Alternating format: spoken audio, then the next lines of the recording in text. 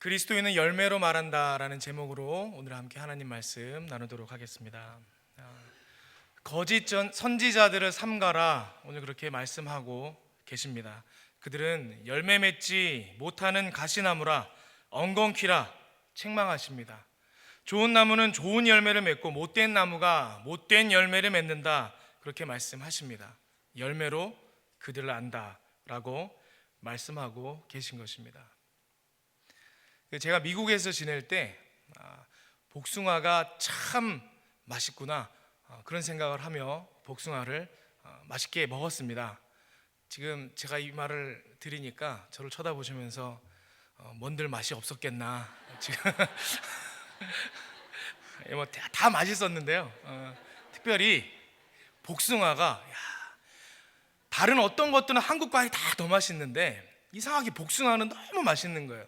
제가 지냈던 그 버지니아 지역이 햇볕이 좋았는지 그 초여름만 되면 그 향이 아주 진한 복숭아를, 복숭아 향이라는 게 원래 이런 거였구나 라는 걸 느낄 수 있을 만한 그런 복숭아를 맛보곤 했습니다. 그래서 초여름 복숭아가 막 이제 그 출하돼서 나올 때쯤 되면 가족들과 함께 가까운 복숭아 농장을 찾아가서 그 자리에서 맛보고 또 몇 박스씩 사오고 그랬던 기억이 있습니다. 근데 한번 생각해 보자라는 거예요. 말씀의 주제가 열매니까. 근데 과수원 주인이 이 복숭아 농장을 하기 위해서 복숭아 나무를 쭉 심었습니다. 쭉 심었어요. 그러면 이 과수원 주인에게 있어서 좋은 복숭아 나무는 어떤 나무입니까? 가지가 많아서 그늘이 많이 생겨서 여름철에 그 나무 밑에서 시원하게 쉴 수 있는 그런 복숭아 나무입니까? 아니면 복숭아 나무인데 복숭아 나무답지 않게 이 메타세콰이어 나무같이 키가 쭉쭉 뻗어서 늠름하게 자라나는 거예요. 그래서 뭔가 다른 목재로 쓸 수 있는 그런 나무, 그런 복숭아 나무입니까? 아니죠.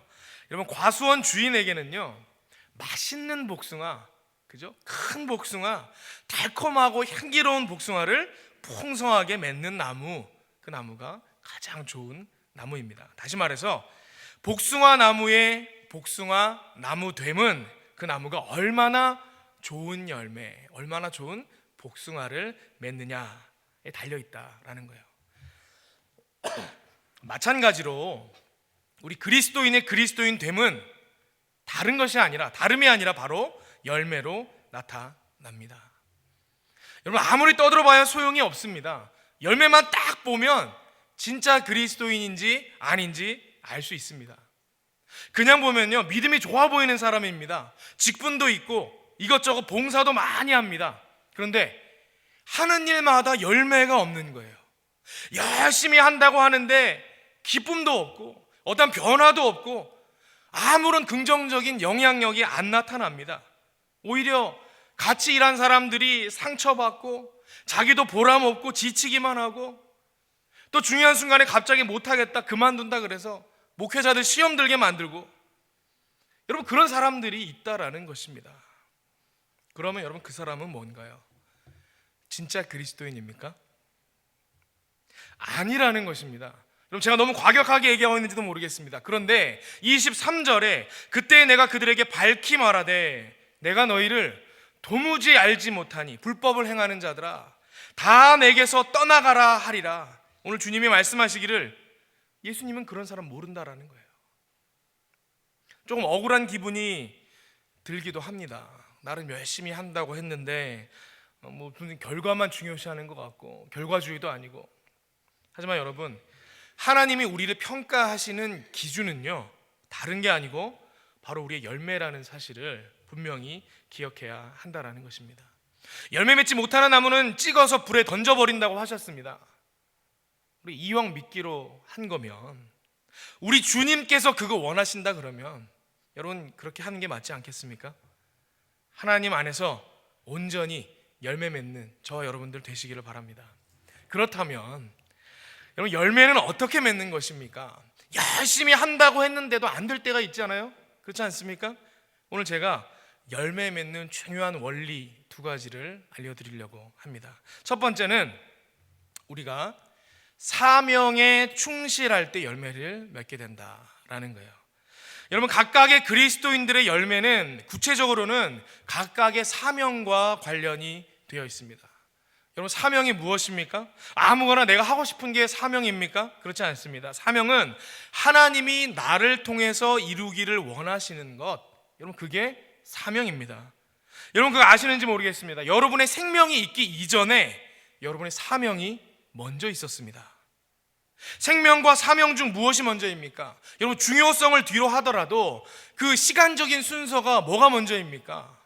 제가 한번 예를 들어 보겠습니다. 여러분들 손에 손목시계 차고 계신 분들이 있는지 모르겠습니다. 이 손목시계가 어떠한 누군가가 최초에 만들었으니까 시계가 있었겠죠. 최초의 시계가 탄생했던 순간을 한번 우리가 상상해 보자라는 거예요.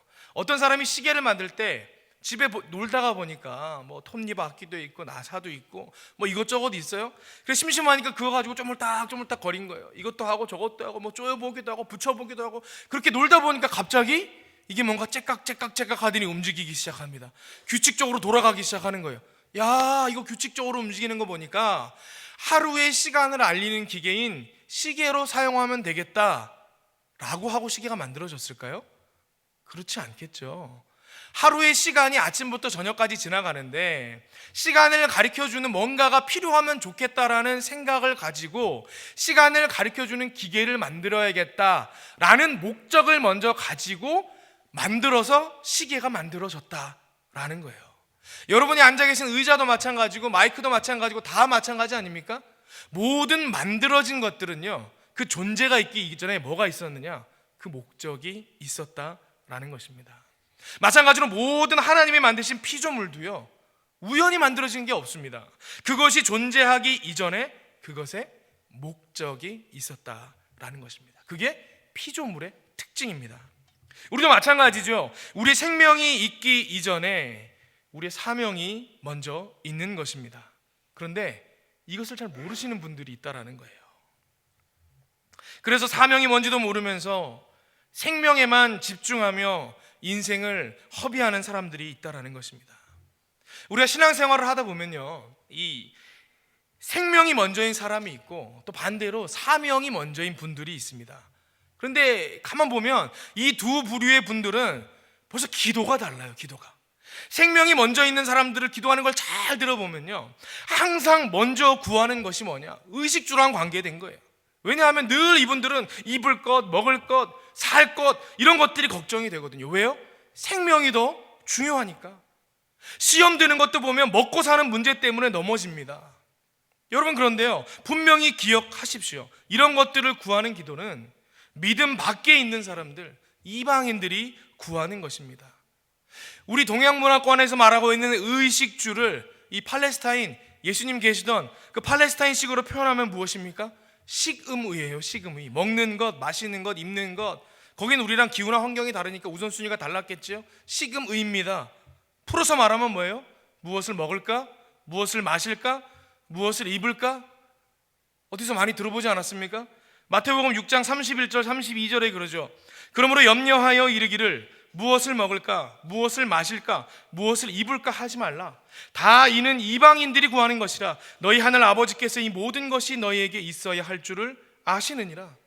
이러한 것들은요, 이방인들이 구하는 것이니까 이렇게 구하지 말라, 우리 주님께서 말씀하셨다라는 거예요. 그럼 무엇을 구해야 합니까? 사명을 구해야죠. 하나님 나라와 하나님의 의를 구해야죠.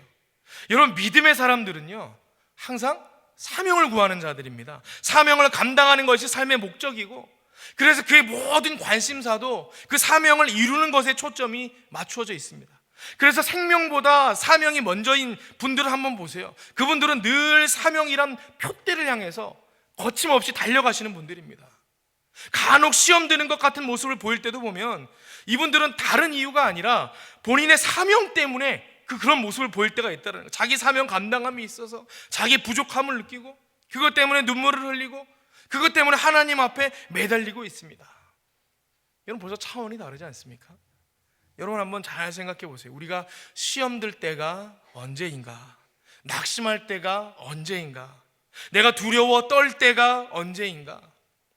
대부분 하나님과 사명에 집중하지 못할 때 아닙니까? 하나님과 사명을 보지 않고 다른 것들을 볼 때가 아닙니까? 하나님이 주신 사명이 아니라 나의 상황과 여건들, 내 생명에 관계된 것들을 바라볼 때가 아닙니까? 하나님의 사명에 집중할 때는요, 절대로 낙심하거나 두려워하거나 시험 들지 않습니다. 열왕기상 18장에 보면 이 엘리야 선지자의 이야기가 나옵니다. 여러분 18장에 보면 이 엘리야 선지자가 얼마나 멋진 사람으로 나옵니까? 야성의 사람으로 나오죠. 이방 선지자 850명하고 대결을 벌리지 않습니까? 대결을 벌려서 승리하고 그들을 다 쳐 죽이는 모습이 나옵니다. 그런데요, 그랬던 엘리야도 바로 뒷장인 19장에 가면 어떻게 나타나느냐? 광야 길로 하루길이나 도망쳐서 로뎀 나무 아래 쭈그리고 앉아가지고 무서워 떠는 모습으로 나와요. 차라리 죽기를 원한다 막 이러고 있지 않습니까? 여러분 왜 그렇습니까? 하나님의 사명에 집중하지 못하고 이세벨이 자기를 죽이려고 한다라는 그 상황, 이제는 여호와의 사람은 나밖에 없다라고 그런 상황, 물론 착각이긴 했지만 여러분 그런 상황과 여건들을 보니까 낙심하게 되는 거예요. 두려워하게 되는 거예요. 시험에 들게 된다라는 것입니다. 여러분 그때 하나님께서 어떻게 하십니까? 천사를 보내서 어루만지게 하시고 떡을 숯불에 구워서 먹게 하시고 위로하고 다시 힘을 주시지요. 그리고 나서 그에게 어떻게 하셨습니까? 그걸로만 그친 게 아니고 다시 그에게 사명을 주어서 일어나게 하셨다라는 거예요. 어떤 사명을 주셨어요? 하사엘에게 기름을 부어서 아람의 왕으로 세워라. 예후에게 기름을 부어서 이스라엘의 왕으로 세워라. 엘리사에게 기름을 부어서 너를 대신할 선지자로 세우라. 여러분 이게 보통 일입니까? 중동의 정치 판도를 다 바꾸어 버리라는 놀라운 명령입니다. 여러분 보세요. 낙심하고 넘어져 있는 엘리야를 다시 세우신 하나님의 방법이 무엇이었습니까? 사명을 다시금 주고 사명에 집중하도록 하셨다라는 거예요. 왜냐하면 우리는 사명에 집중할 때 그리스도인으로 열매 맺는 사람으로 살 수 있기 때문입니다. 그래서 사도 바울도요, 사도행전 20장 24절에 그렇게 고백하죠. 내가 달려갈 길과 주 예수께 받은 사명 곧 하나님의 은혜의 복음을 증언하는 일을 마치려 하면은 나의 생명조차 조금도 귀한 것으로 여기지 아니하노라. 바울은 그의 생명 이전에 사명이 있었음을 알았던 사람이었습니다. 그래서 사명이 먼저인 인생을 살았던 것이죠. 여러분 제가 지금 사명을 위해서 여러분 생명을 포기하십시오 이렇게 얘기하는 게 아니라는 것 알고 계시죠? 우리 주님이 이 문제에 대해서 뭐라고 말씀하고 계십니까? 마태복음 6장 33절 먼저 그의 나라와 그의 의를 구하라. 그리하면 이 모든 것을 너희에게 더하시리라. 보십시오. 우리의 생명보다 사명이 먼저라고 말씀하시지요. 그리고 나서 우리가 사명을 먼저 구할 때 우리의 생명에 관계된 것들은 다 채워주신다라는 거예요. 우리가 이렇게 사명을 먼저 구하고 살아갈 때에 우리는 열매를 맺을 수 있게 되는 것입니다. 늘 사명을 먼저 구하는 믿음의 백성들 되시기를 바랍니다. 사명에 집중할 때 그리스도인으로서의 정체성이 살아난다라는 것입니다. 그렇다면 여러분 나의 구체적인 사명이 무엇인지는 어떻게 알 수 있습니까? 이게 중요한 문제죠. 하나님이 여러분에게 생명 주시기 이전에 여러분에게 허락하신 여러분의 인생의 목적, 여러분 그 사명 알고 계십니까? 사명을 깨닫는 몇 가지 기준이 있습니다. 첫 번째는 부담감이나 아픔이 있으면 그게 사명일 확률이 높다라는 거예요. 제가 처음으로 교육전도사를 했던 교회가 있습니다. 근데 그 교회에 태국 선교사님이 계셨어요. 교회가 후원하고 태국 선교지에 선교센터도 짓고 그 모든 태국 선교를 주관하시는 태국 선교사님이 계셨는데 그 선교사님의 이야기가 아주 재미있어요. 이분이 어떻게 선교사님이 되셨는 거 아니? 원래는 불교 신자였을 뿐만 아니라 이 승려가 되기 위해서 준비하던 분이셨어요. 승려를 준비하다 보니까 우리나라에서만은 안 되겠는 거예요. 좀 더 불교가 발달한 나라로 가야겠다. 유학을 가신 거예요. 태국으로 유학을 가셨는데 태국에서 유학을 가서 훌륭한 이 승려가 되기 위해서 중이 되기 위해서 다 준비를 하고 있었는데 가서 봤더니 갑자기 태국 전역에 있는 우상들이 거기에 우상에 빠져서 헤매고 있는 사람들의 영혼의 아픔이 보이기 시작하더니 마음이 무거워지기 시작하더라는 거예요. 부담으로 다가오기 시작하더라는 거예요. 그래서 그분이 생각하기를 야, 이거 뭔가가 다른 게 있구나. 내 마음이 이렇게 어렵고 부담감이 오는 게 뭔가 다른 게 있구나. 그래서 그분이 거기서 예수 믿기 시작해서 신학을 공부하고 목회자가 되고 선교사가 되셨다라는 거예요. 여러분, 많은 삶에서요, 하나님께서 우리의 사명을 이렇게 부담감으로 알려주실 때가 있습니다. 또 제가 아는 어떤 분은 그 교회에서 청년들을 교회 안에 이렇게 많이 불러모고 젊은 교회를 만들고 싶은 생각이 있어서 청년 사역, 캠퍼스 사역을 열심히 한 거예요. 대학교에 찾아가서 캠퍼스마다 찾아가서 선교하고 전도하고 이런 걸 열심히 하는 교회였습니다. 근데 한 이제 집사님이, 나이 많은 안수 집사님이셨어요.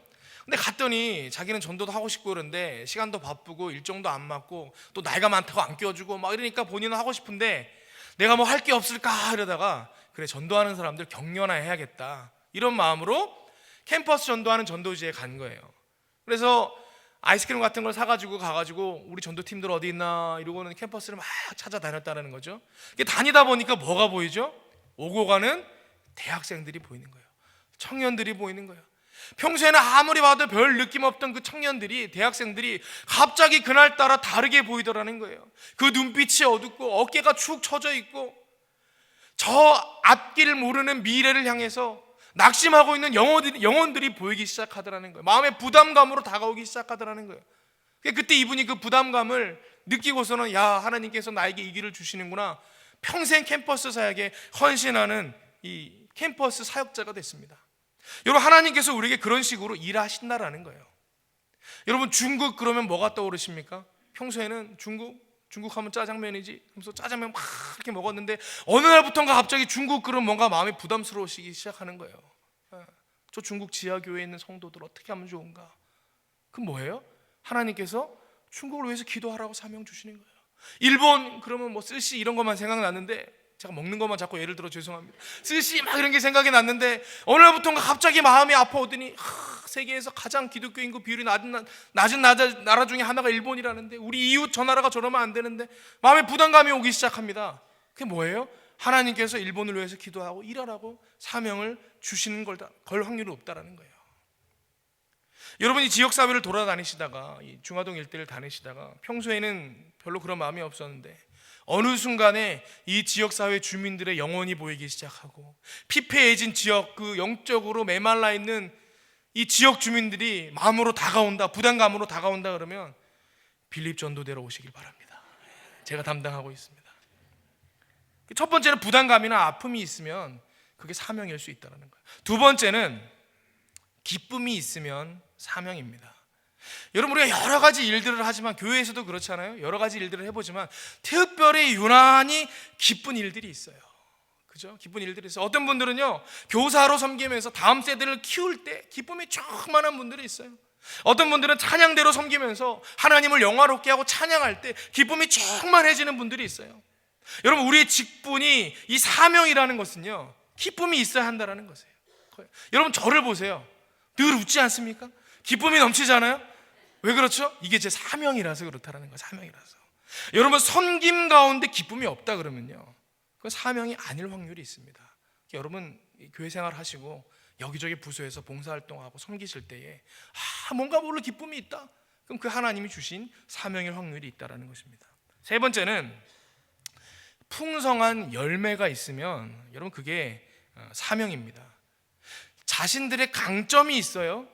특별히 하나님께 주신 은사가 있어요. 그 은사를 왜 주셨느냐? 은사는 사명과 연관되어 있는 거예요. 사명 감당하라고 은사를 주신 거거든요. 그래서 자기 은사대로, 자기 사명대로 일하면 뭐가 있느냐? 열매가 막 맺어지는 거예요. 열매 맺는 분야들이 있다라는 거예요. 어떤 분은요, 노래만 했다 하면 다른 분들을 힘들게 하는 분들이 있습니다. 그럼 성가대가 사명은 아니겠죠. 그렇죠? 원래 말씀 전에 우리 이 성가대 찬양대 찬양은 하나님께 영광을 올려드리고, 또 하나의 목적이 뭐예요? 예배 가운데 나온 사람들을 마음을 쫙 녹여가지고, 그죠? 말씀의 씨앗이 심겨지기 좋은 부드러운 마음으로 탁 그렇게 만드는 그런 이 목적이 있는데, 이분이 그냥 찬양대에 들어가서 찬양을 탁 하니까 사람들의 마음이 강팍해지는 거예요. 막 강팍해져가지고 말씀이 안 들리고 그런다. 오늘은 그런 분이 안 계셨어요. 오늘 너무 아름답고 얼굴들이 환하시잖아요. 그렇다 그러면 그런 분은 찬양대가 사명은 아니겠죠. 만약에 마음을 강팍하게 만드는 분이 있다 그러면. 또 어떤 사람은 교회 학교 교사를 합니다. 그런데 분반 공부만 하면 애들이 시험에 들어서 교회를 막 떠납니다. 연초에 10명을 받았는데 연말에 가니까 3명도 안 남아 있어요. 그게 사명이 아닐 확률이 더 높죠. 그럼 그렇다라는 거예요. 그래서 뭐 또 할 거 없나 하다가 차량 봉사를 했습니다. 주차 봉사를 한 거예요. 그랬더니 거기서 열매가 나타나는 거예요. 보통 때는 30대밖에 주차하지 못했던 주차장인데 이분이 주차위원을 하기 시작하니까 막 50대나 주차를 하고, 또 차량이 얼마나 빨리 빠지고 나가는지 사람들이 예배 오는데 마음 편안하게 왔다가 은혜 받기 좋은 환경을 이분이 만들더라는 거예요. 여러분, 그러면 그게 자기 사명인 거죠. 섬기는 일에 열매가 풍성하게 있으면 여러분, 그게 사명이라는 것입니다. 여러분, 무슨 얘기입니까? 내가 선택한 일이 아니라 하나님께서 주신 사명을 충성되게 섬기면요, 열매는 그냥 맺는 거라는 거예요. 섬기면 섬길수록 내 안에 기쁨의 열매가 있습니다. 내 섬김으로 인해 막 생명이 살아나는 역사가 일어난다라는 것입니다. 하나님 주신 사명을 충성되게 섬김으로 풍성한 열매 맺으시는 여러분들 되시기를 바랍니다. 그러면 좋은 열매를 맺을 수 있습니다. 그렇다면 여러분, 그리스도인의 열매는 구체적으로 어떤 것입니까? 갈라디아서 5장 22절에 그렇게 나오죠. 우리 같이 한번 읽어볼까요? 갈라디아서 5장 22절 시작.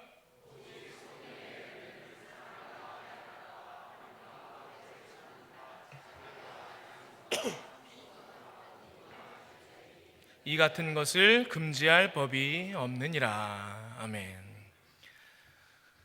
여러분, 이 열매 맺고 계십니까? 제 눈을 피하시는 분들도 계신데, 여러분, 열매는 뭐죠? 열매는요, 노력하지 않아도 저절로 열리는 게 열매예요. 왜냐하면 열매는 정체성이거든요. 사과를 맺는 나무를 뭐라 그러죠? 어떻게 하셨죠? 사과를 맺는 나무를 사과나무라 그래요. 그러면 포도를 맺는 나무를 뭐라 그러죠? 포도나무. 그렇다 그러면 성령의 열매를 맺는 자들을 뭐라 그런다고요? 그리스도인이다, 그렇게 말하는 거예요. 여러분, 사과나무가 사과를 맺기 위해서 피땀 흘려 노력을 합니까? 그렇지 않아요. 사과나무는요, 저절로 사과가 맺어지는 거예요. 포도나무도 마찬가지죠. 포도를 맺기 위해서 무슨 뭐 박사학위 공부를 하고 그러지 않아요. 그냥 저절로 맺어지는 게 포도 열매인 거예요. 왜? 포도나무이기 때문에. 제가 미국 버지니아의 복숭아 나무가 너무 그리워가지고 그 복숭아 나무를 가져다가 영세교회 마당에다 딱 심었습니다. 그럼 그 나무에서 뭐가 열릴까요? 복숭아가 열리죠. 왜요? 복숭아 나무이니까. 여러분, 예수 믿는 사람들도 마찬가지예요. 그 사람이 어디에 있느냐는 안 중요해요. 왜요?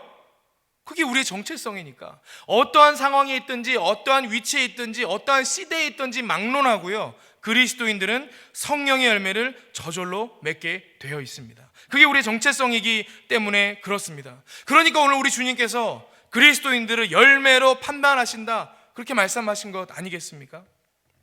그런데 우리 삶에 저절로 이러한 열매 맺음이 일어나지 않는 이유가 무엇입니까? 우리가 자연스럽게 성령의 열매를 맺도록 지음 받았음에도 불구하고 우리의 삶 가운데 이와 같은 열매 맺음이 저절로 일어나지 않는 이유는, 제가 결론부터 말씀드리면 그래요. 우리가 그리스도께 온전히 붙어 있지 않았기 때문이라는 거예요. 그러지 못했기 때문이라는 것입니다. 우리는 그리스도께 온전히 붙어 있어야 열매를 맺을 수 있습니다. 우리가 스스로 열매를 맺을 수 있다고요? 여러분, 그건 교만입니다. 인간의 속성을 모르고 하는 소리예요. 우리는 절대로 우리 스스로 열매를 맺을 수 없는 존재들입니다. 여러분, 한번 여러분의 경험을 생각해 보세요. 여러분이 막 결단하고 다짐하고, 여러분, 그러니까 성령의 열매들이 막 저절로 맺어지던가요? 여러분이 부흥회 가고 기도회 가고 가서 눈물 콧물 다 쏟으면 결단하고 헌신하고, 여러분, 그래도 안 되던데요. 좀 되는 것 같아 보이는 분들도 몇 주 지나지 않아서 보면 금세 돌아오던데요. 여러분, 결단으로는요 절대로 변화되지 못합니다. 오직 주께 붙어 있을 때에만 가능한 것이다 라는 거예요. 제가 이전에 교회에 있을 때 그 교구 사역을 맡으며 이 고등부 아이들을 고등부서를 또 같이 맡고 있었습니다. 근데 겨울 수련회를 갔다 왔어요. 수련회를 갔다 왔는데 이 아이들이 은혜를 많이 받은 거예요. 이게 제가 그때 당시 아이들하고 큐티 모임을 진행하느라고 이 큐티를 어떻게 하면 잘할 수 있을까, 그래서 큐티 수련회를 데려갔어요. 그래서 갔더니 프로그램이 다 이런 거예요. 봤더니 아침에 일어나서 예배 드리고 밥을 먹고 와서 또 예배를 드려요. 그러고 나서 화장실 갔다 와서 성경 공부를 합니다. 그러고 나서 점심을 먹고 또 예배를 드려요. 그리고 화장실 갔다 와서 또 성경 공부를 하는 거예요. 또 저녁을 먹고 나서 또 예배를 드려요. 하루 종일 일정이 이렇게 2박 3일이 있는 거예요. 그래서 제가 야, 이거 큰일 났다. 요새 애들이 이거 수련회 웬만해서 안 오려고 그러고 또 왔다가 재미없으면 다음번에 안 온다 그러는데 이거 큰일 났다. 애들 지겹다고 난리가 나겠구나. 근데 걱정을 했는데요, 웬걸요? 이 아이들이 여기서 하나님을 만난 거예요. 하나님을 만나고 그리스도께 딱 붙어있는 게 뭔지를 알고 돌아오게 된 거예요. 은혜가 충만하니까 예수님께 딱 붙어가지고요, 제가 아이들한테 어떠한 것도 요구하지 않았는데 갑자기 우리 그 부서 인터넷 홈페이지에 아이들의 글이 막 올라오기 시작하는 거예요. 아무도 시킨 사람이 없는데 그 짧은 인사하는 데다가 제가요, 이제부터요 대중가요를 안 들으려고요, 다 mp3에 있는 대중가요를 다 지웠어요. 여러분, 가요를 듣는 게 죄는 아니잖아요. 근데 이 아이들이 예수님께 붙어 있으려고 하다 보니까 자꾸 다른 음악, 세상 음악, 이게 자꾸 자기 마음을 뺏는 거예요. 예수님께 붙어 있는 게 방해가 되는 거니까 스스로 나는 붙어 있고 싶어 하고 지워버리는 거예요. 저는요, TV를 안 보기로 결정했어요. 저는요, 제 핸드폰에 있는 게임을 다 삭제했어요. 이 아이들이 스스로 그런 글들을 막 올리는 거예요. 제가 거기서 오히려 더 은혜를 받았습니다. 그래서 아이들하고 이제 큐티 모임을 하는데 한 번은 모여서 내가 너희들 체크하고 그랬는데 언제가 좋겠냐. 애들 다 바쁘잖아요. 학원 가고 뭐 어쩌고. 야, 시간이 도저히 안 나는구나. 그럼 새벽에 하자. 토요일 새벽에 하는데 괜찮겠니? 그게 걱정이 되잖아요. 이 아이들이 아침에, 주일날 아침에 9시 예배, 10시 예배도 늦잠 자느라고 안 오는 애들인데 토요일 새벽에 6시 하자 하겠다는 거예요. 겨울 수련회 갔다 왔으니까 추울 거 아니에요. 눈보라가 휘날리는데 새벽 6시인데 나와요. 애들이 은혜를 받아가지고 나오는 거예요. 묵상 모임을 나오는 거예요. 그래서 제가 그때 생각을 했습니다. 야, 이게 어떤 프로그램이나 아이들의 결단을 통해서 일어나는 게 아니구나. 아이들이 하나님께 철저히 붙어 있을 때 오는 은혜를 경험하니까 저절로 되는구나. 제가 그것을 깨달았습니다. 여러분 안에 성령의 열매가 있습니까? 사랑이 있고 기쁨이 있고 화평이 있고 오래 참음이 있고 자비가 있고 선함이 있고 충성이 있고 온유가 있고 절제가 있으십니까? 그런 열매가 우리 안에 없다면 그건 다른 이유가 아니라 우리가 온전히 예수님께 붙어 있지 않았기 때문이다라는 거예요. 그리스도께 잘 붙어 있으면, 아니 붙어 있기만 하면 우리는 저절로 열매를 맺게 된다라는 것입니다. 요한복음 15장 4절에 내 안에 거하라 나도 너희 안에 거하리라. 가지가 포도나무에 붙어 있지 아니하면 스스로 열매를 맺을 수 없음 같이 너희도 내 안에 있지 아니하면 그러하리라. 우리 주님께 붙어 있을 때에만 우리가 열매를 맺게 되는 줄을 잊지 마시기를 바랍니다. 그러면 적용에 들어가서 여러분, 어떻게 하면 예수님께 늘 붙어 있을 수 있습니까? 부흥회 가서 한번 찡하게 은혜 받고 눈물 콧물 다 흘리며 기도하면 찰떡같이 쫙 하고 붙어 있을 수 있습니까? 어디 지난 부흥회 때 은혜 많이 받고 새로운 인생 살겠노라 기도하셨던 분들 지금도 그런 인생 살고 계십니까? 은혜 충만해서 지금도 펄쩍펄쩍 뛰고 계시는 분들 있습니까? 이런 많은 분들이 그렇지 못하다는 걸 저는 압니다. 그럴 수밖에 없다라는 거예요. 우리가 생각하죠. 주님이 우리를 꽉 붙잡아 주시기만 하면 절대로 안 떨어질 텐데, 여러분 그렇지 않습니까? 주님 나를 꽉 잡아주세요. 주님이 잡아주시면 떨어질 일 없잖아요. 물론 예수님이 꽉 잡아주시면 그렇습니다. 그런데 예수님은요 그렇게 하지 않으신다라는 거예요. 하나님은 그렇게 기계적으로 버튼 누르면 끄기 전까지 계속해서 꺼지지 않는 그런 분이 아니시라는 거예요. 우리는 많은 경우에 하나님과의 관계를 생각할 때에 기계적으로 생각하는 경우가 많습니다. 코드 한번 꼽으면 빼기 전까지는 계속해서 잘 돌아갈 거야, 그렇게 생각합니다. 그런데 하나님은 그런 분이 아니죠. 제가 경험한 바로는 우리 하나님은 내가 싫어하는데도 억지로 꽉 잡고 계시는 분이 아니시더라는 거예요. 우리 주님은 너무 인격적이셔서 매일매일 순간순간 우리가 먼저 주님과 동행하기 원하는 마음으로 손 내밀기를 기다리는 분이시지, 우리의 상태와는 관계없이 강제적으로 우리를 끌고 가시는 분이 아니시더라는 거예요. 하나님은 우리의 사랑을 원하시는 분이시거든요. 매 순간순간 우리가 선택할 때마다, 왜 신앙은 선택이라고 그러지 않습니까? 다시 우리의 믿음을 원하시는 분이라는 거예요. 그러면 하나님이 억지로 붙잡고 계시는 분이 아니라 인격적으로 우리에게 다가오는 것을 알고 있는 사람들은 어떠냐?